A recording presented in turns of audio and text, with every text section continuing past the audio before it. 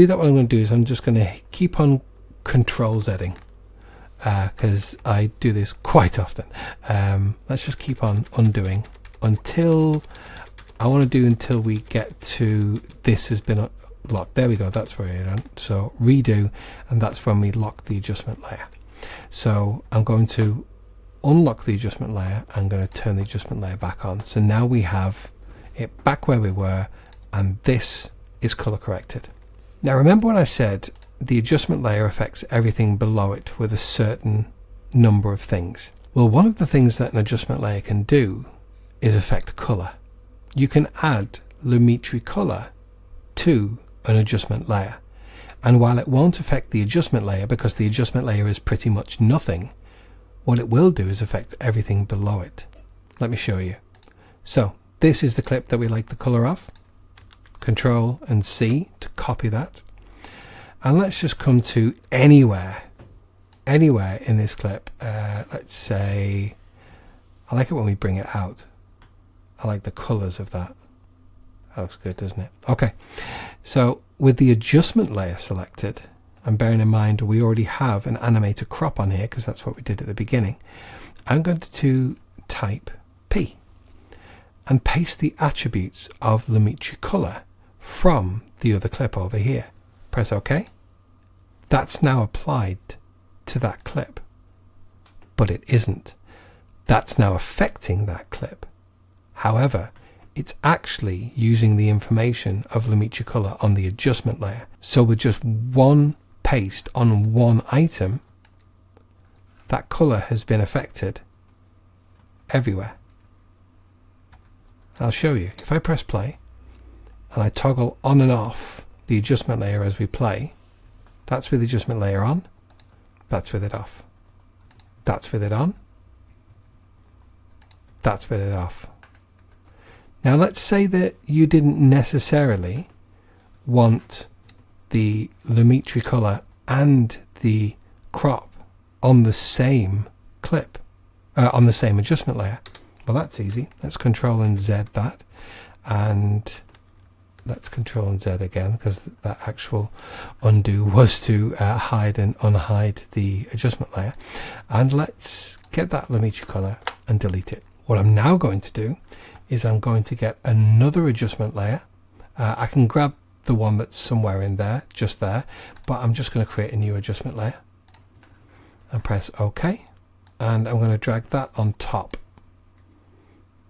stretch it out for the full length of the clip, and then I'm going to P and do that, and that's it, done. Now best practice would be to possibly put the crop bars above the color correction, just purely because the crop bars is to crop everything, and while you can't really see the color correction through the black, it could affect it, so we just don't want to take any chances. So I'm going to start renaming this now. This adjustment layer, I'm going to right click and rename, and this top adjustment layer is the crop bars, so I'm just going to put it's the letterbox and hit OK, and that's now titled in there letterbox. And this adjustment layer is color correction, so that's what I'm going to do. Right click, rename, and I'm going to type color correction. So now I know which adjustment layer does what thing. So that's the letterbox and that's the color correction. So now what we can do, if we need to change the colors of these, because obviously we've got one main color correction going over everything, is we can come back in and change these things if we need to.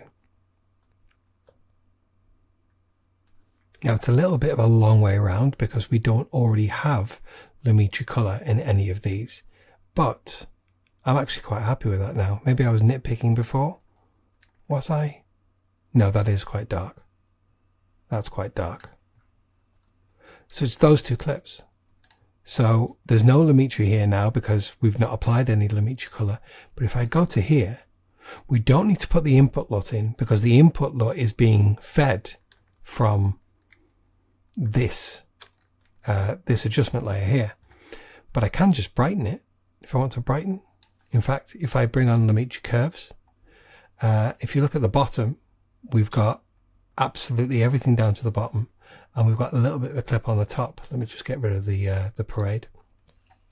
And that's because it's reading the black bars as well. So don't be worried about that if you see everything. Oh, why is that all the way at the bottom? That's because it's reading the letterbox. But if we bring that up just a little bit, that's way too high. But let's just undo and undo, and let's just bring it up a little bit. We're not peaking anything, but we just need to bring those shadows down a little bit, bring up that contrast, I think, and that will work for me. And that one, let's see if we can give that the same treatment. So this is the clip that we affected before. Control C into here, onto P, not even Control P, that's for print, and press OK. That affects that, and we're done. That is such an easy way to add a color correction to just anything, and a full selection of clips. It's brilliant. It's a great way to do it. Moving on, and just to finish up this next section, it's only going to be a short one, and we're going to be discussing master tracks. It might not be as short as I want it to be, but yeah, I think it's important that you know.